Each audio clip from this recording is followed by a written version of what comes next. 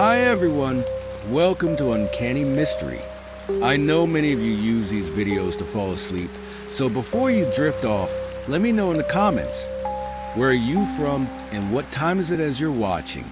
Now, settle in, get comfortable, and let's begin. The sound of the murky water of the Tiber mingles with the cries of seagulls soaring above the shacks of Fiumara. Giacomo, the last descendant of the family, clutches the fob watch between his grease-stained fingers. It's an heirloom now out of place, with its chipped face and hands frozen at some random hour of a forgotten day. His hand trembles, not from cold but from fear. Something moves in the shadows behind him. A shiver runs down his spine as he hears footsteps slowly approaching. His heart pounds in his chest, as if trying to break free. Giacomo grips the watch tighter, as if it could protect him from what is about to happen. The air suddenly becomes heavy, charged with a malignant energy that seems to suffocate all hope. The footsteps stop right behind him. Giacomo doesn't dare turn around, paralyzed by terror. A deep, raspy voice whispers in his ear, "The time has come to pay your family's debt, Giacomo." The icy words pierce his mind like sharp blades. The watch in his hand begins to vibrate, the hands moving backward with a sinister ticking. Giacomo feels himself being dragged into an abyss of darkness from which there is no return. The cursed legacy of his family is about to claim its last victim. "You have to get rid of it," whispers a voice in his mind, or maybe it was the wind. Giacomo finds the courage to turn, looking at the shadows that seem to be taking shape. It's not the first time he's heard that whisper, and each time it's more insistent. The watch has haunted him for years. Dreams of faceless eyes, muffled screams, and the slow crumbling of everything he loved. With a desperate gesture, he heads towards a makeshift stall, a junk dealer with his gaze shrouded in cigarette smoke. "How much will you give me for this?"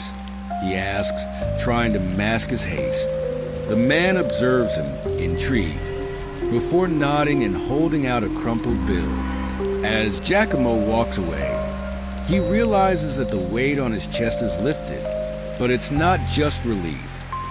It's as if a shadow has detached from him, an invisible thread cut.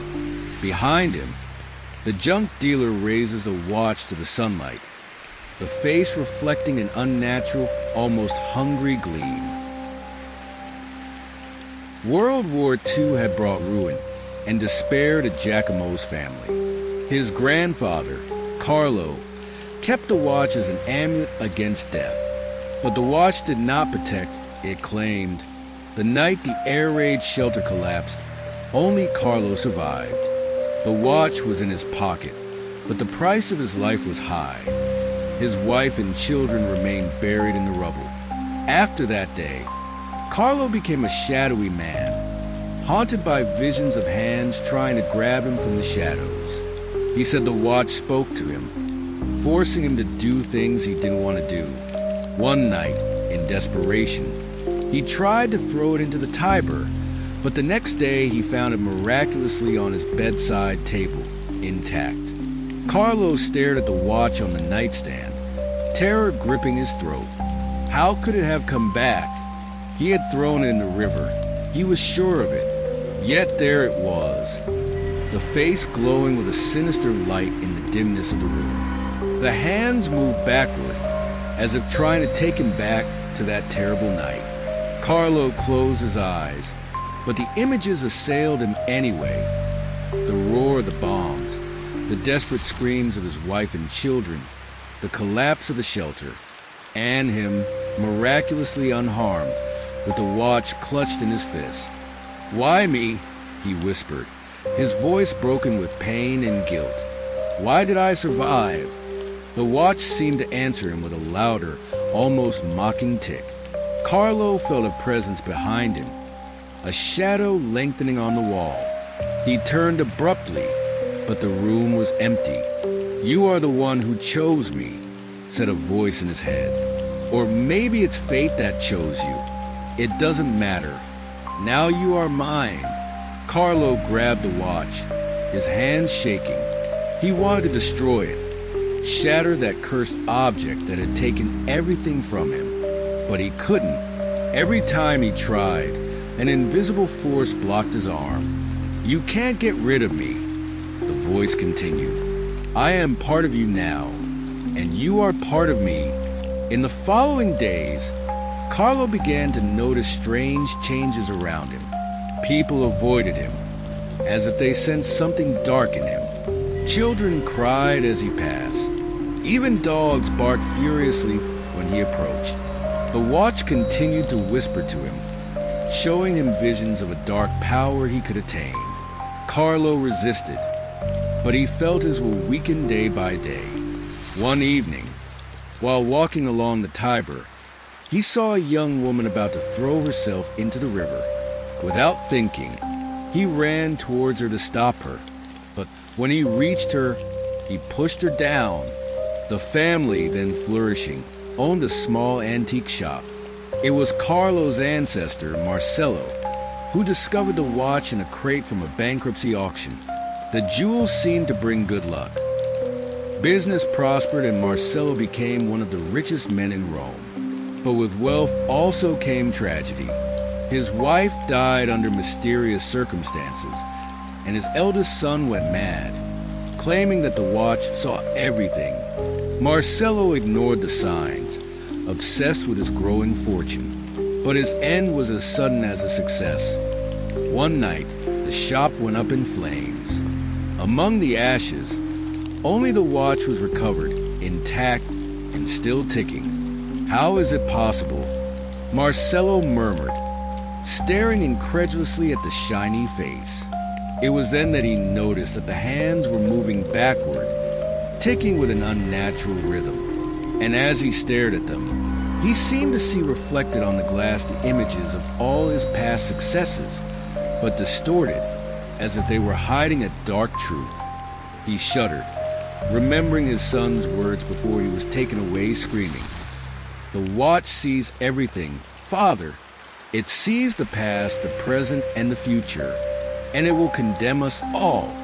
Marcello clutched the watch to his chest, torn between the desire to throw it away and the irresistible attraction it exerted on him. It was at that moment that he heard a whisper, as if the watch itself was speaking to him. "Don't be afraid, Marcello," the voice said. "I am your fortune. I have given you everything, and I can give you even more. You just have to trust me." Marcello hesitated, looking at the ruins of his shop. He had lost everything, but the watch promised to give him everything back and more. What did he have to lose? "What do I have to do?" he finally asked, feeling as if he was making a pact with the devil. The watch seemed to shine more intensely in the moonlight. "Listen to me," it whispered, "and I will show you secrets that no man has ever known." As Marcello nodded, accepting his fate, he did not notice the black shadow lengthening behind him. The alley was shrouded in fog when the watch made its first appearance. It was a watchmaker from Piazza Navona, Niccolo, who built it for a corrupt cardinal. Niccolo was desperate. His family was starving, and he agreed to infuse the watch with a dark seal, a pact with forces he did not understand. When the cardinal died suddenly, the watch returned to Niccolo, beginning its long and bloody history in the family. Giuseppe stared at the recovered watch, his hands shaking. The face was still stained with the nobleman's blood, a sinister reminder of the dark power it possessed. "What are you?" he whispered, his voice hoarse with terror. As if in response, the hands of the watch began to move frantically backward. Giuseppe felt a shiver run down his spine as images of past events flashed through his mind. The nobleman dying screaming, the watch mysteriously returning to his house, the whispers in the night that tormented him. Determined to rid himself of that cursed object once and for all, Giuseppe headed for the Tiber. The night was dark and silent, broken only by the gurgling of the river. With a desperate cry, he hurled the watch into the black water. For a moment, he stood motionless, his heart pounding in his chest. Then, slowly, a relieved smile spread across his face. It was over. He was free. But as he turned to leave, he heard a noise behind him. The river water bubbled, as if something was emerging from the depths. With horror, Giuseppe saw the watch floating towards him, its hands spinning wildly. A voice, cold as death, whispered in his ear, "You cannot get rid of me, Giuseppe. We are bound for eternity." Giuseppe fell to his knees, overwhelmed by despair. He understood that the watch was not just a cursed object, but something much older and more powerful, an entity that had bound itself to his family, feeding on their lives and souls. As he picked up the watch, Giuseppe knew his fate was sealed. The watch would be passed down from generation to generation, carrying with it a curse that would haunt his family for centuries. With a resigned sigh, Giuseppe walked towards home, the watch clutched in his fist. The hands ticked relentlessly, marking the passage of time and the dark destiny that awaited his descendants. The alley was shrouded in fog when the watch made its first appearance. It was a watchmaker from Piazza Navona, Nico Lo, who built it for a corrupt cardinal. Nico Lo was desperate. His family was starving, and he agreed to infuse the watch with a dark seal, a pact with forces he did not understand. When the cardinal died suddenly, the watch returned to Nico Lo, beginning its long and bloody history in the family. Nico Lo trembled as he engraved the last occult symbols on the back of the watch. The candles flickered, casting dancing shadows on the walls of his workshop. Outside, the fog thickened, isolating the alley from the rest of Rome. "It is done," he whispered, lifting the watch. The dial emanated an unnatural, malevolent light, and the hands moved with a sinister ticking that seemed to resonate within Nicolo's bones. "This watch will mark more than time, Nicolo. It will mark the fate of whoever possesses it." At that moment, someone knocked on the door. Nicolo jumped, hastily hiding the watch under a cloth. It was the cardinal's servant who had come to collect the precious object. In the following days, Nicolo tried to forget the watch and the dark pact he had made. But at night, in his dreams, he saw hands turning backward and heard whispers of ancient and terrible voices. A week later, the news of the cardinal's sudden death shook Rome. And that same night, Nicolo found the watch on the doorstep of his shop, as if it had returned on its own. With trembling hands, Nicolo picked it up. The ticking seemed louder, almost triumphant, and as he stared at it, he thought he saw reflected on the dial images of future events. His family prospering, but also mysterious deaths and inexplicable tragedies. "What have I done?" murmured Nicolo, realizing that the watch was not just an object, but a living and hungry entity, an entity that had bound his fate and that of his descendants to itself. The watch ticked in response, sealing a pact that would last for centuries. Nicolo understood that he could no longer get rid of it. It was the beginning of a long and dark legacy that would haunt his family for generations. As the fog cleared outside the window, Nicolo clutched the watch to his chest, feeling the weight of his terrible secret. A distinguished man approaches the antique shop, fascinated by the watch. He buys it without hesitation. When he holds it in his hands, the dial glows faintly. Now far away, Giacomo shudders, but does not turn around. "Foolish mortals, do you think you can get rid of me so easily? I am the hidden shadow, the hunger that feeds on your souls." I observe my new owner, fascinated by my gleam. His fingers, unaware of the fate that awaits him, caress my dial. Soon, He too will know despair, terror, madness. Giacomo, the last of his line, believes he has broken the chain. Poor fool. He does not know that the bond that united us is stronger than blood, older than time. I have seen them all, one after another, succumb to my influence. I savor their hopes, their fears, their slow descent into the abyss. The greedy merchant, the superstitious, the guilty. Each of them has helped to feed my darkness. And now, a new cycle begins. The hands turn, time flows, and I wait patiently. No matter how far they run, how deeply they try to hide, I will find them, always, because I am the clock and they are mine, for eternity.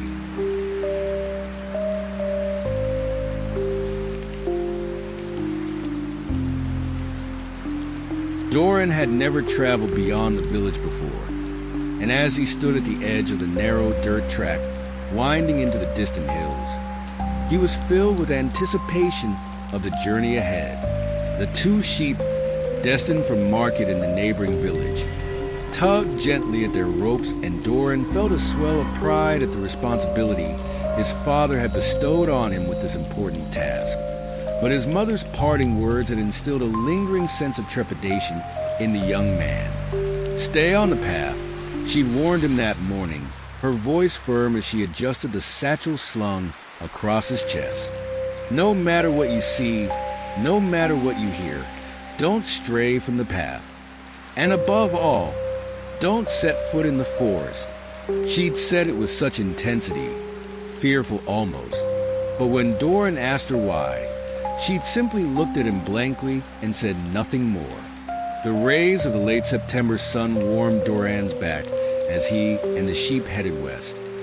Along the well-worn trail, following the river through the hills, Doran's mind was absorbed in his mission, visualizing the market where he was to sell the sheep, and the return journey, reaching home before sunset, to please his parents and set his mother's mind at ease.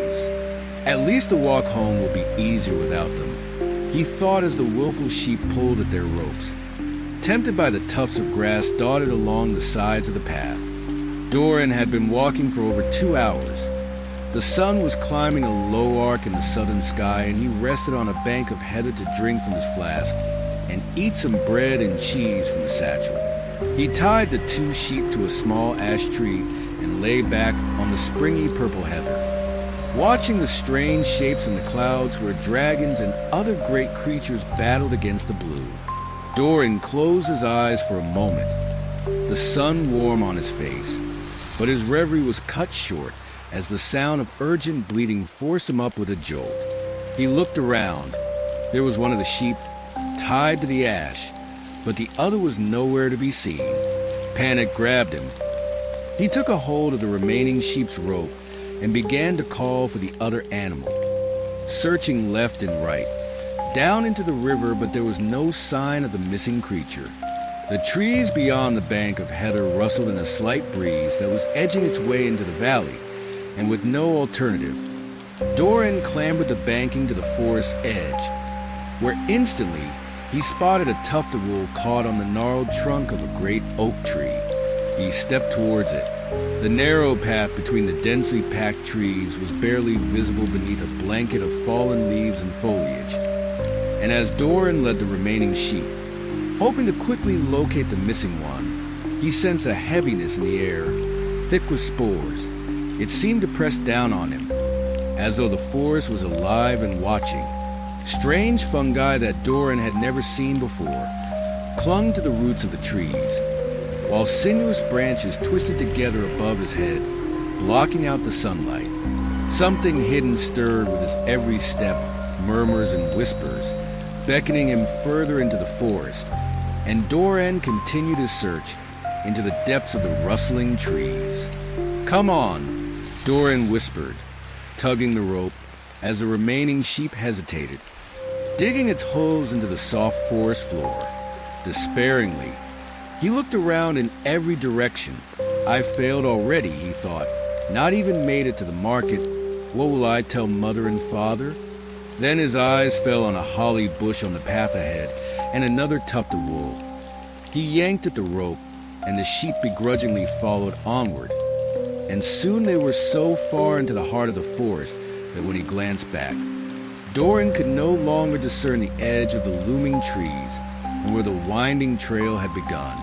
Onwards he went with a strange compulsion to keep moving forward. But finding the missing sheep was slowly becoming less of a reality, and Doran wondered how he could go to the market with just one sheep and somehow reverse his bad fortune. Perhaps I can find a way of working for some money at the market, he thought. Then mother and father will never know that I lost the sheep. The naive idea began to form in the corners of Doran's inexperienced mind, and unsure of how long he'd been following the forest path, he decided to turn back the way he'd come. But when someone touched him on the shoulder, causing him to spin on his heels, his mother's words of warning flashed across his mind. "Come with me," said the man. He had a dreamlike aura about him, as though no matter or creature could ever cause him distress or harm. His voice had a sing-song quality, and the slingshot hanging from his belt looked as though it had never been used.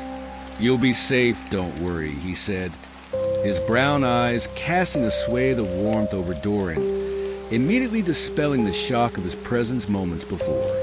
"My name is Nodens. Here, let me take your sheep for you," and he reached for the sheep's rope. Doran hesitated. He could think of no reason why he shouldn't go with the man, but his mother's words returned for a fleeting second, and instinctively he tightened his grip. He looked at the man. Words would not come to him. His mind was a void, and something in Nodens' eyes made him release the rope. The sheep bleated softly, and the stranger motioned them on through the forest. The earthy smells and sounds of the dense woodlands filled Doran's senses as he followed Nodens, who strode with ease along the trail, brushing overhanging brambles and tree limbs to the side, holding them back so they could pass through. "Don't worry," he said again, as he turned to Doran. "It's not far now. I'll take you to a place where you can rest." Still, Doran had no words, trying to anticipate what would happen next. Confusion mingled with a strange sense of calm as he glanced around at his unfamiliar surroundings, unsure of the direction in which he was being taken, and still questioning whether he should turn back with the remaining sheep. But now the trees all looked the same, and the path was crisscrossed with others, all clarity of purpose and direction gone. Doran hesitated, but Nodens turned back and smiled. "You're not the first to wander this way," he said, and Doran felt his feet resume their movement, following the man through the trees as they became thicker, older, their ancient trunks twisted and knotted, full of secrets and memories. Then, gradually the trees started to thin out and a soft glow began to seep through the forest canopy ahead. The whispers that had followed Doran since he entered the woods grew louder, becoming more like human words and voices.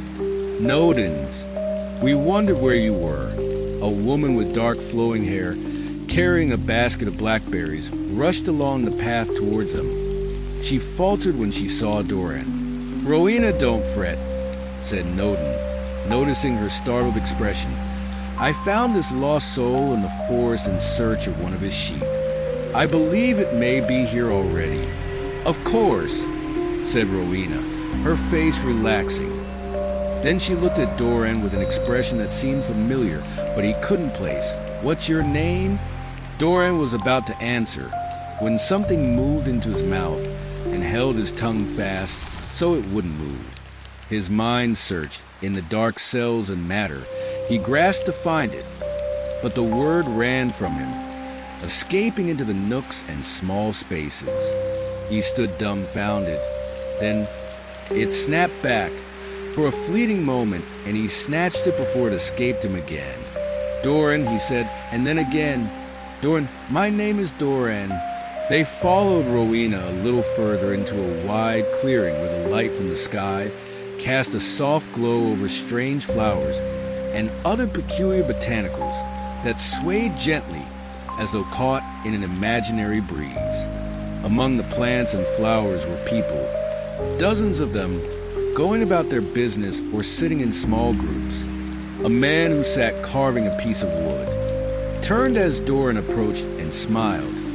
The same disarming smile as Nodin's, settling the sense of unease that kept washing back and forth over Doran.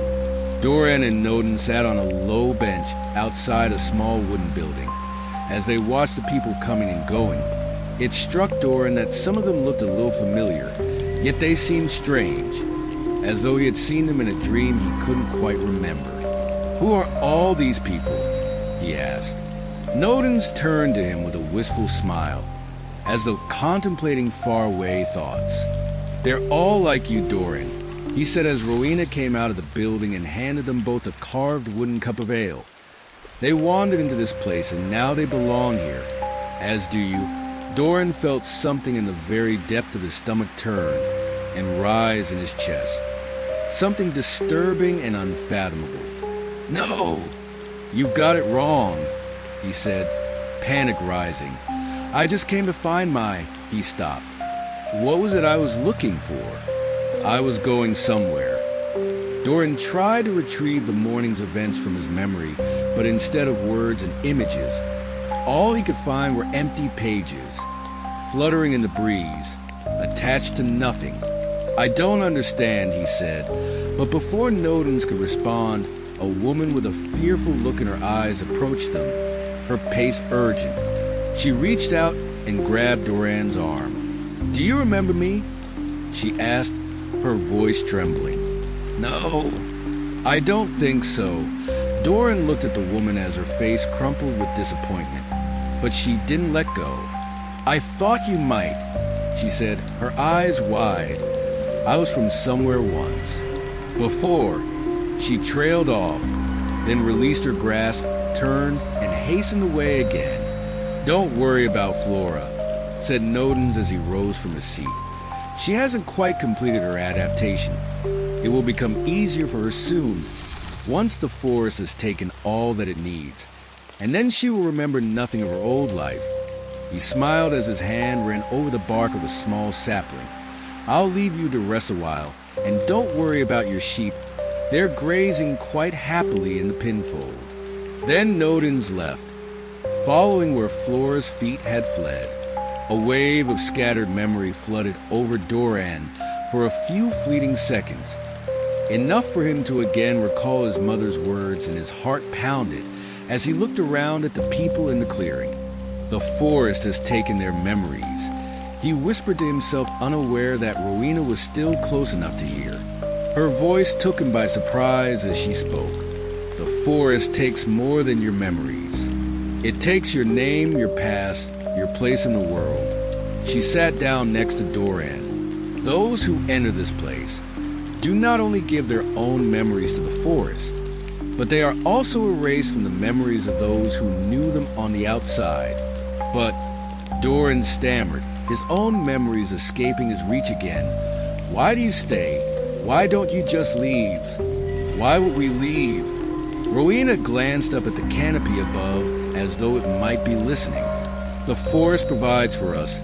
It gives us new names, new purpose, warmth and sanctuary. We want for nothing here. I have no recollection of my life or my name before I came here. The forest named me Flora. It will name you too. It will name you very soon." Terrified at the thought of his memories being erased, of being forgotten by all those he knew and loved, Doran leapt to his feet, the ale cup tumbling to the ground.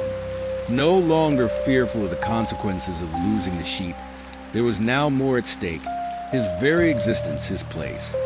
And then all reason escaped him again, but the rising terror propelled him onwards, and he ran from the clearing, back along the twisting path that had brought him there.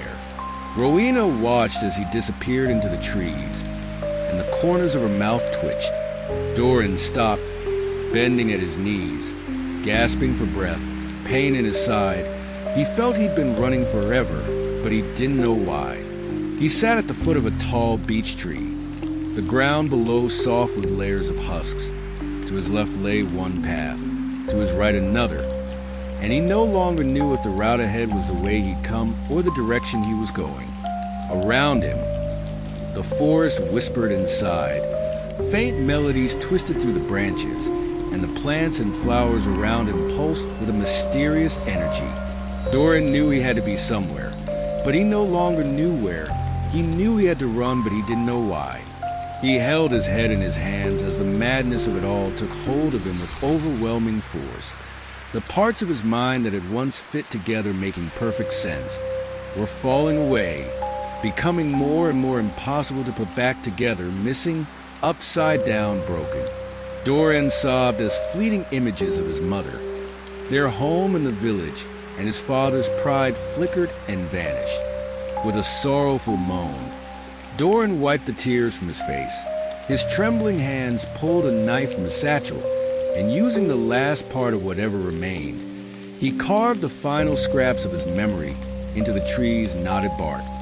Each cut of the blade an attempt to save himself, fighting desperately to recall each letter. Doran he finally scratched, though its meaning faded in its completion, and then under the weight of pure misery and helplessness, he collapsed heavily to the ground and fell into a dreamless sleep. The boy who was once named Doran was woken by the gentle lights of Nodin's and Rowena's lanterns.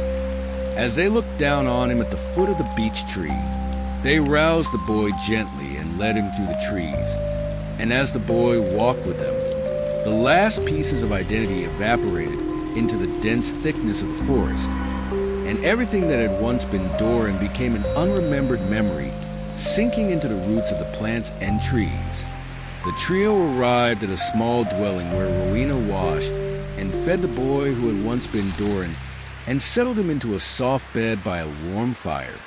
As the boy's mind stilled, Nodin's and Rowena sang, haunting melodies and songs, ancient words of the forest, absorbing memories and identities to feed itself and thrive, deep within the ever-present spirit of the trees, wrapping itself around every part of the boy, until once again he began to slumber, a sleep that took him to the heart of the forest, where plants and flowers caressed him, and the darkness moved over him and named him, a name that the forest bestowed. In a village, a morning's walk from the forest, a man and woman stood in their small home, discussing the mysterious disappearance of 2 sheep the day before. Neither they nor their neighbors had any idea what might have happened to the missing creatures, and although loss of livestock was always felt keenly, this time something unsettled them more than it usually would. The woman glanced at the small bed tucked into the corner of the room, still freshly made. Creases formed across her brow as she tried to recall something, but the thought slipped out of reach before she could grasp it. The man, still pondering the missing sheep, noticed her confused expression and asked what was wrong, but the woman could not say. She had no words and simply shook her head. Some miles away, deep within the ancient forest, sunlight touched the leaves of the dense canopy, and a gentle wind rustled through the trees, casting fleeting patches of light on the bark of an old beech tree. No trace remained of the single word, once carved by a terrified hand, and lichen and moss now thrived where the name had once been. Consumed by the forest, every last part of it gone.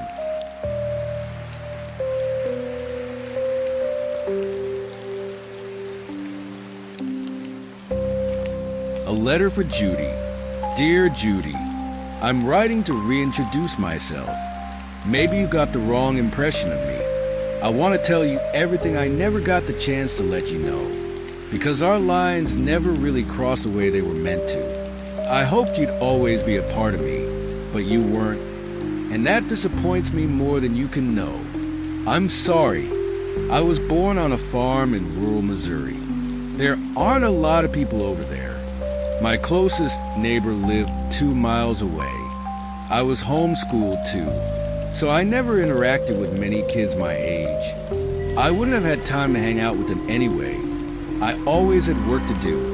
There were animals that needed to be fed and crops that needed to be sowed. Things move in cycles on a farm. The corn grows during the summer so that you can harvest it at the beginning of September. No matter how many times you picked it, it always came back the next year. Seasons passed, and I watched the animals die out and have babies that would die out again. I envied them all. At least they had something to do and lives to live. It went on like that for years. So for years, I continued existing while never really being alive. The only relationship I had was with God. It was Him that led me to you. I know this because I prayed to Him. He would whisper in my ear, so only I could hear Him, and we shared this special friendship. I trusted His ways, and I did what He told me to do. Sometimes He would appear to me, Him, and His angels from heaven.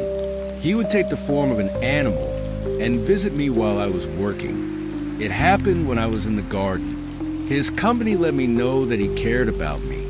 So when a fire burned down all our harvest, I knew it was God's plan that we moved to California. It was His plan when my parents enrolled me in St. Paul High School. And it was His plan when He sat me next to you in class. I was lonely for a long time. Until I met you, it was a very special thing for me when you asked me to go to the beach with you. It made me feel like I was more than just a placeholder man. I want to apologize for that first date. I know I'm not good at talking. I stumble over my words, and I can't ever look you in the eyes when I respond to you. I get nervous. People are endlessly judgmental. I always feel that I'm about to say the wrong thing to them. But you were different. You didn't do that to me. Not at the beginning, at least. When I took pauses to think about something else to say, or when I made a joke that you didn't think was funny, you forgave me. You showed me mercy when I asked you out again and laid a kiss on your lips goodnight, promising you that I'd make you my wife before I left. So, where did that mercy go when I tried to call you later that night? And where was it when you transferred out of my class? I felt like I lost a piece of myself. I'm nothing without you. I miss you. You gave me your company, which was more than anyone else gave me. You made me feel loved. I just want you to like me. Other people don't like me the way you do. That's why you're special. I want you to know that I liked you more than anyone else. My favorite. So why did you run away from me? Today when I asked you to be mine, you know I'm crazy about you. And why did you give me so much of your time when you know you wanted nothing to do with me? Why did you let me spend my money on experiences I never got to enjoy with you? You're a mystery and it's fascinating, but that doesn't mean anything to you. I could die tomorrow and you wouldn't care. You could be the name printed across my suicide note, and it would make you feel alive. Parasite. What you don't know is I've been here before. I've poured my soul onto a person so that they can do with it what they will. I've spent the gem of my time in exchange for disappointment, but I'm learning. I reconsider the things I've done, and I realize where I went wrong. I always gave up too soon. You never know a good thing until it's gone. I hope you know that, so that's why I'm here. That's why I bled ink on this page for you. I'm waiting for you. You'll go off and move forward. But remember that I'm waiting for you. I'm an idea sitting around the corners of your head. You can turn your back on me, but I'll always be there, hugging your skull. I'll keep my schedule open in case you call.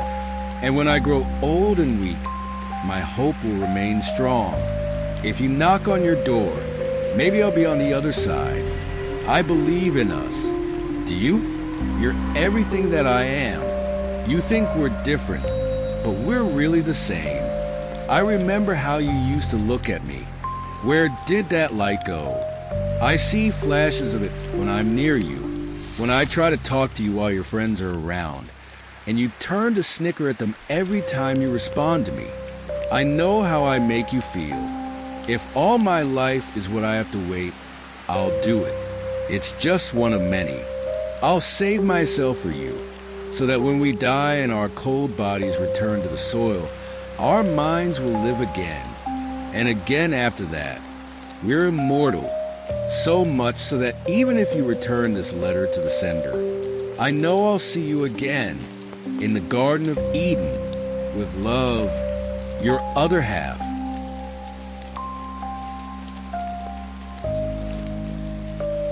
The town of Black Hollow had always been a quiet place, nestled deep within a dense forest that seemed to stretch endlessly in every direction. The trees were ancient, their gnarled branches twisting toward the sky like skeletal fingers, and the air was perpetually thick with the scent of damp earth and decaying leaves. The townsfolk rarely ventured beyond the tree line, and outsiders seldom found their way in. It was a place forgotten by time, where the past lingered like a shadow, refusing to be cast aside. The whispers began in the autumn of 1947. At first, they were faint, almost imperceptible, like the rustle of leaves in the wind. But as the days grew shorter and the nights longer, the whispers grew louder, more insistent. They seemed to come from the forest itself, carried on the cold breeze that swept through the town after sunset. No one could make out the words, but the tone was unmistakable, a low, guttural murmur that sent shivers down the spine. Eleanor Carter was the first to hear them clearly. She was a widow in her late 50s, living alone in a small cottage on the edge of town.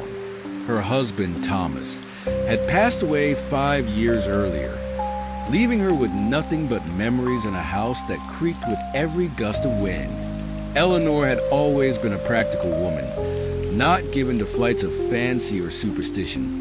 But even she couldn't ignore the whispers that seemed to seep through the cracks in her walls at night. Eleanor, they called, her name echoing in the darkness. Eleanor, come to the hollow.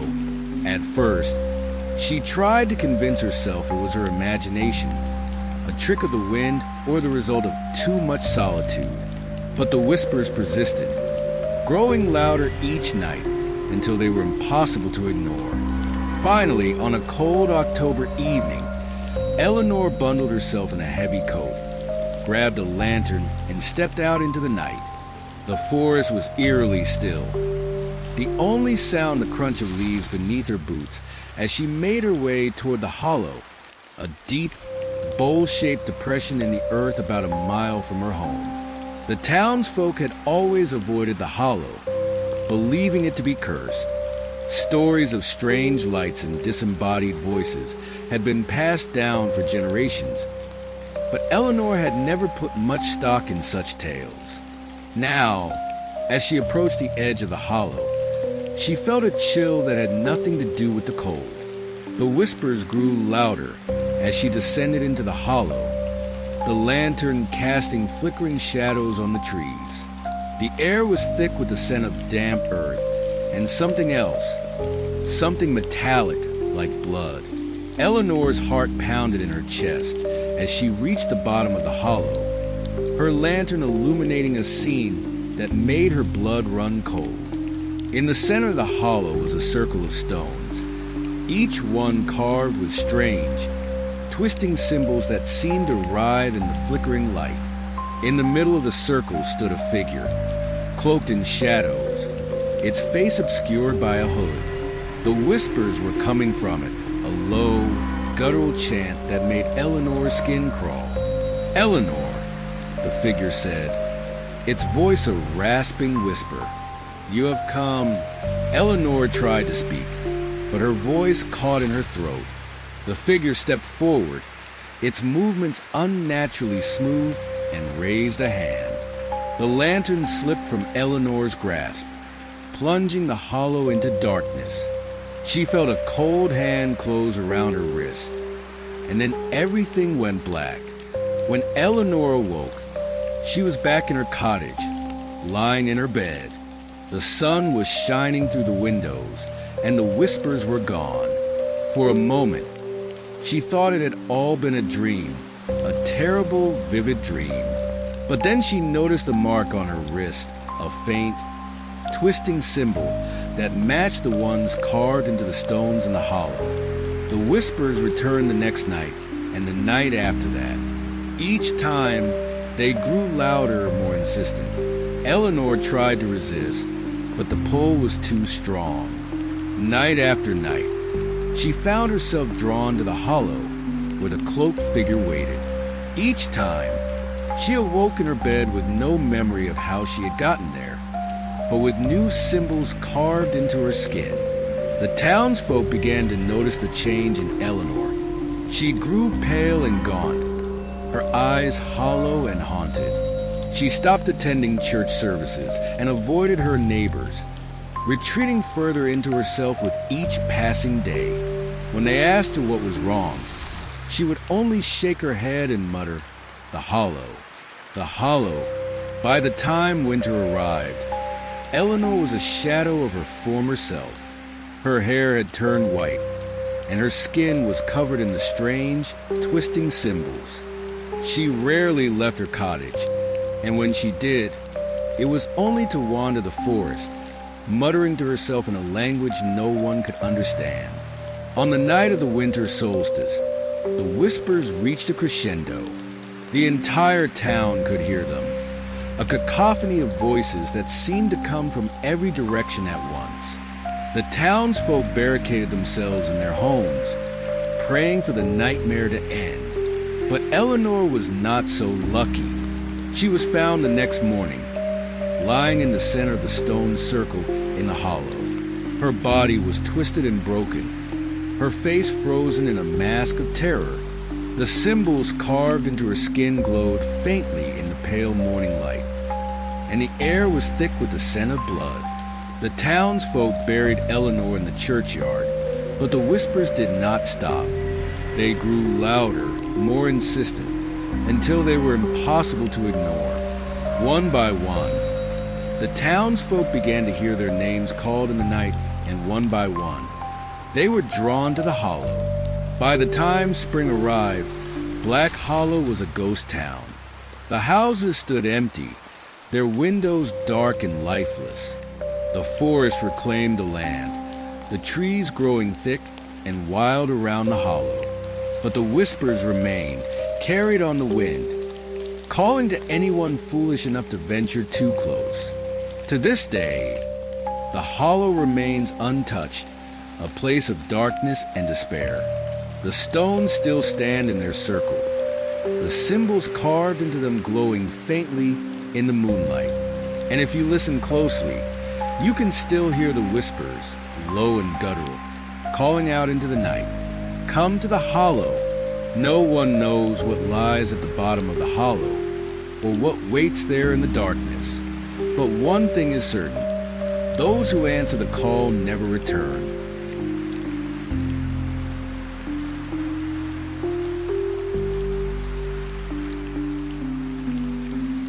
You were staring at me with those eyes again. It was a look you got when you were working out a puzzle, searching for the piece that would fit, finding it, turning it, flipping it. And when it wasn't fitting in, that wave of confusion that drifted across your face like a vapor. You looked at me that way through my whole life. All I wanted you to do was to look at me like you looked at David. I didn't know I was missing something before David existed. It was good then. You cooked me breakfast and read me books like Millie, Molly, Mandy, and the Boxcar Children. I wondered what it would be like to live alone, away from you, away from Daddy, in a box on my own in the woods with no people, just a creek, and a bush to collect berries from. It was a book I would ask you to read again and again. It was my favorite because it gave me hope that one day I wouldn't have to live with you. You didn't know I would catch you staring at me. I would look up from the TV set, my eyes shifting from that purple dinosaur, Barney, to you in the corner, with a teacup of Earl Grey growing cold beside you to catch you staring at me, staring through me. Your eyes were dark and vacant like your soul had escaped. The curtains were closed, and it seemed you were too tired to close the lids of your eyes. Maybe you didn't have the energy. You often said, "I'm tired." I suppose this is what tired looked like. You bathed me that night, and I didn't like it, so I lifted my chin and bit you hard on your forearm. Your eyes flashed. I liked what I saw. There was life in them then. The dead centers came alive as your hand came down. You were going to slap me. I could feel the energy of it vibrating the air. But you stopped before your flesh met my flesh. You got up from your knees. I could see your pink track pants soaked through. You pulled a towel from the bar to dry yourself and flung the door open and left me there, alone in the bubbles. A blue rubber ducky blinking at me from under the suds. Foam letters that spelled my name floating away from it. T-A-R-A. The R was under the tap. I watched drips of water drop onto the yellow foam. I could taste your blood on my teeth. It was salty. Daddy found me, with nothing but my nose poking out of the bubbles. The water was cold by then. I could hear you crying from your bedroom. Daddy pulled me from the water and wrapped me in a little mermaid towel and carried me to my room. I can still smell him, Old Spice and sweat. A day's growth of beard rubbed against my cheek as he leaned in to kiss me before he pulled my purple duvet over my warming body. He waited until he thought I was asleep before he went to you in the bedroom you shared next to mine. The room with the bright windows looking over the park where you took me on days when you wanted to drink your tea someplace other than home. I loved to sit by the middle window, the one above the seat that lifted. I found treasures in there. Sometimes I hide treasures in there. The windows were never bright after David. Heavy curtains were drawn across, and you would tell me to come away from there when I would lift the edge. The window was nailed shut now. It was too bad. I used to love the way it would swing open. I loved sitting in front of it, feeling the wind push my hair from my face. I could hear the tone of Daddy's voice rising, the pitch crawling higher, and your sobs coming softer. I heard the words then. I didn't know what they meant, but I knew you meant them about me because you used the word she. I was never terror to you. I was she. She is evil, you said. I knew what you said about me was bad because Daddy started screaming louder. She is just a child, Lyona. I fell asleep to the sound of your sobs. In the morning you toasted me a crumpet and drizzled warm honey on it and watched me as I dipped my fingers into each hole and then licked the honey from my fingertips. One of your eyes twitched. You looked away and quickly went back to the stove. I watched you pick up the leftover oatmeal and go to the corner where David's high chair used to sit. The garbage can is there now. The high chair is in the basement. Sometimes I go down there when you are laying on the sofa, when the TV is tuned to All My Children and your eyes are closed. I take my Violet doll and we go down and I dress her in David's clothes. The blue romper I watch you button over his belly. Your nose tickling his belly button till he giggled. Then you would giggle and do it again and again until you were laughing so hard I could see wet tears come loose. I would dress Violet in the blue romper, and I tried to rub her belly with my nose, to hear her laugh the way David did, the way you did. She stayed plastic, and her legs would never bend right to get her to sit up in the high chair. So I stopped trying. When I came back, you were standing at the top of the stairs, staring at me from a dark place. I don't think you even blinked. Even now, you still don't blink. I smiled at the thought as I reached for the light switch to illuminate the same stairs you stared from 20 years ago. My hand seemed to guide my feet, sliding down the handrail Daddy installed just after you lost your balance, the day you fell, the day your head hit the cement floor. I picked up my marbles before you woke up and put them in my pocket. The black one was always my favorite one. I didn't want to lose it. Now, only the amount of dust had changed. I could see what I had disturbed rising to the light like an eclipse of moths. And David's high chair, it was in the back corner now, covered in a sleeping bag and a box that would tear written in bold letters in black Sharpie ink. The last remnants from my room. You must have packed them after I left for university. I pulled the giant suitcase from the corner, the one where you kept all of David's things. I knew you put them there a long time ago, because I snuck down there one day and watched you move Bugsy the elephant, his blanket, and that blue romper from the cardboard box it was in on the day you found mice poop next to the furnace.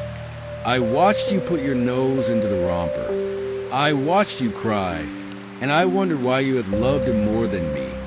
He made you smile. I didn't make you smile, at least not very often. There was the one day before David was born, when he was still round in your belly, when I had put my ear on your skin and felt his foot on my cheek. It surprised us both, the kick from under your skin, and at once we laughed out loud. Your hand pressed the back of my head, and I could feel your fingers run to my hair, feeling the strands as if you just discovered they were there. I looked up at your eyes then. They were not dark. They were dancing. They are not dancing anymore. I pulled the suitcase up the stairs and laid it on the floor. I pulled out the little things that belonged to David. If I closed my eyes and breathed deep, I could imagine the smell of his skin clinging to the fibers. Is this why you did it? Kept them for so long, so you could still smell him? The talc powder? The unused diaper?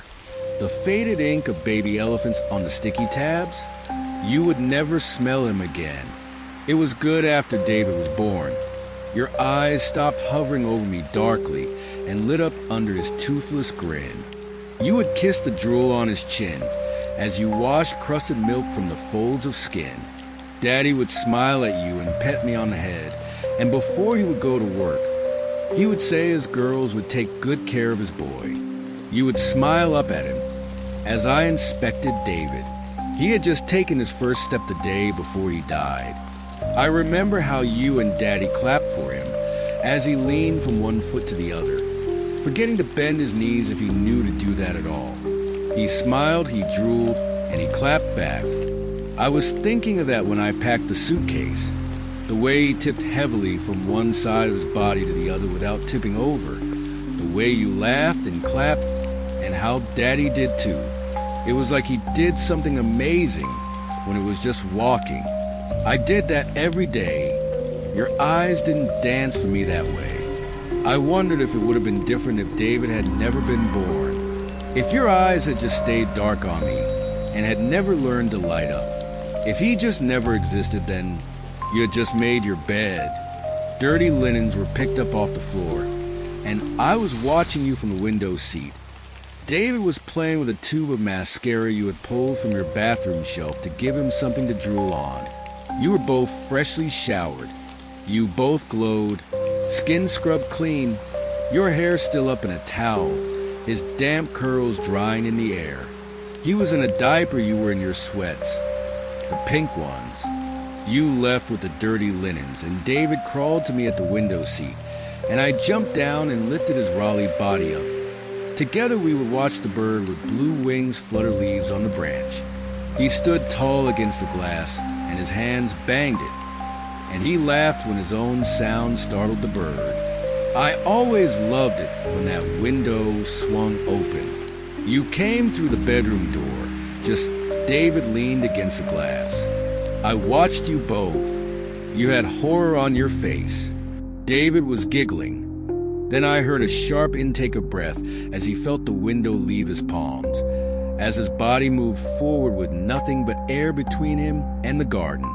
You were close enough to hear the same thud I did when he hit the ground.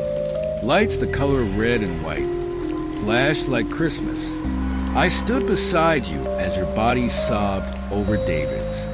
I reached out to touch you, and you pushed me away. I wanted to be held in the same way you held him. I grabbed onto your leg. The medic pried my fingers off your pink sweats when he took you with him into the ambulance. I was left with Mrs. Jones. You were left to tend to your dead son. Your eyes never lit up again after that, and you shivered if we were left in the same room alone together. You got skinny because you never ate. and whatever you ate you gagged on as it came back up. You moved out of the bedroom Daddy slept in and took your pillows and comforter to the sofa. It smelled like you when I would sit on it and watch Sesame Street. Scent of you coming from the comforter that was folded and placed on the side of the sofa. 2 pillows and blue floral pillowcases left on the top. You and Daddy didn't talk much after that. He moved out before I went to university. He remarried. You never did. You called me last week and asked me to come to dinner. Some things you wanted to discuss. You were feeling bad that you hadn't been a better mother. I think you had been drinking wine. It seemed to be the only time you would talk to me. I arrived in the afternoon. You greeted me at the back door. It was the door I was always most comfortable using. You had spent the morning making us a harvest salad, roasting yams and toasting pine nuts. I could see the square box grater laying sideways and the sink shreds of Parmesan pearled on the sides. We ate mostly in silence. You asked me about school. I said it was fine. You asked me about my boyfriend. I said he was fine too. I watched your face turn purple before you knew you were having a problem. Your lips, the very edges of them pulling blue as they begged for the oxygen that was diminishing. I saw your hand as it dropped the fork and reached toward your throat, as if you could somehow dig your fingernails in enough to let the air in. I picked up the glass of wine you had poured me and took a sip as I watched you gasp. I put another bite of my salad and chewed radicchio lettuce between my back molars as I watched your arms flail. I was savoring the flavor of the toasted pine nuts when I watched the final light leave your eyes, leaving them dark forever. Your eyelids still too tired to close over them. They stared like they had stared at me my whole life, vacant and dark. When I finished my lunch, I picked up my plate and wine glass. I picked up your wine glass too. I knew it was best to wash out any remnant of the fox glove I had laced your wine with. I left your plate where it was. I could have left you on the floor where you laid, but I had thought of a better idea, and that's why I had been in the basement pulling up the suitcase. It was big enough for your body. You were always a tiny thing. I folded you in without problem. I was mid-zip before I saw David's things still laying on the floor beside us. I always wished you had looked at me the way you looked at him. You never knew I learned about medicines that could inflict heart attacks, the same way you never knew I knew how to unlatch your bedroom window. I was always good at puzzles. There were so many things you didn't know about me. I turned you to your side and folded your legs up under you. You laid in that suitcase the way that David laid in your womb. I covered you with his blanket and tucked Bugsy in your arms. You looked like you were sleeping.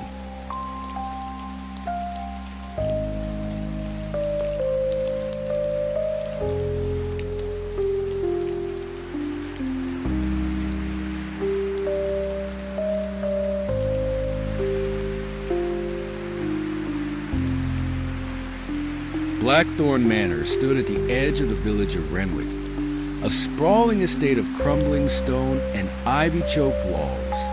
It had been abandoned for over a century, its once grand halls now home to dust, decay, and the occasional stray animal.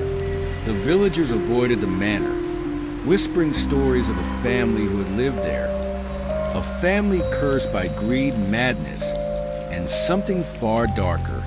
The Blackthorns were long gone, but their legacy lingered, a shadow that seemed to stretch over the entire village. No one dared to venture near the manor, not even the bravest of children. But when James Harlow arrived in Renwick, he saw not a cursed ruin, but an opportunity. James was an architect with a passion for restoring old buildings, and Blackthorn Manor was the perfect project.